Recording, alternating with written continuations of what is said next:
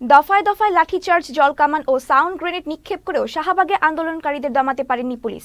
এক পর্যায়ে আন্দোলনকারীদের কোনোভাবেই দমাতে না পেরে টিয়ার শেলও নিক্ষেপ করা হয়।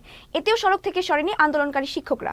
সোমবার সরকারি প্রাথমিক বিদ্যালয়ের সহকারী শিক্ষক পদে তৃতীয় ধাপে ঢাকা ও চট্টগ্রাম বিভাগে ৬,৫৩১ জনের নিয়োগ দাবিতে আন্দোলনকারীরা শাহবাগ মোড়ে অবরোধ করেন। বেলা ২টার দিকে পুলিশ এইসব আন্দোলনকারীর ওপর চড়াও হয়। তবে পুলিশের লাঠিপেটার পরও আন্দোলনকারীরা শাহবাগ এলাকা ছাড়েননি। অবরোধের কারণে শাহবাগ মোড় দিয়ে যান চলাচল বন্ধ হয়ে যায়। দফায় দফায় আইন শৃঙ্খলা বাহিনীর সাথে ধস্তাধস্তি হয় প্রাথমিক শিক্ষকদের। এক পর্যায়ে আন্দোলনকারী বেশ কয়েকজনকে আটক করে পরিস্থিতি নিয়ন্ত্রণে আনার চেষ্টা করে পুলিশ।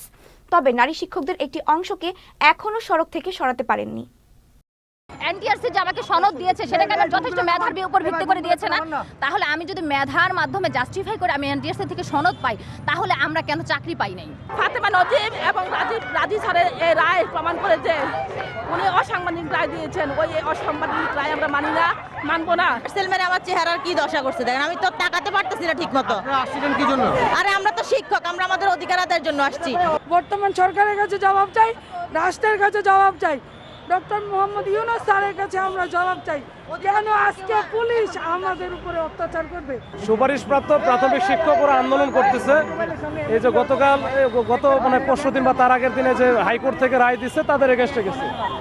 এইটার ব্যাপারে তারা রাস্তায় নামছিল। এর আগেও দুইবার আপনারা জানেন, একটা সচিবালয়ে গেছে, তারপরে আবার যমুনা রেসিডেন্সে গেল। গতকাল তারা র্যালি করছে, সব কিছু করছে। আমরা কিন্তু র্যালি বা মিছিল, বিক্ষোভ সবই করতে দিচ্ছি এবং তাদেরকে আমরা প্রেস ক্লাবে কিন্তু থাকতে দিচ্ছি আমাদের প্রোটেকশন দিয়ে।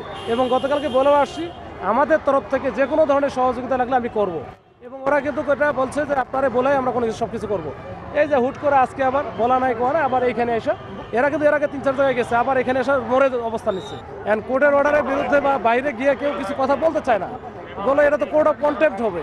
তো এই কারণে আমরাও কিন্তু খুব বেশি কিছু করতে পারতেছি না। তারপরে আমরা যেসব জায়গায় পাঠানো দরকার ছিল, ওরা নক করা দরকার ছিল, আমরা পাঠাইছি, নক করছি।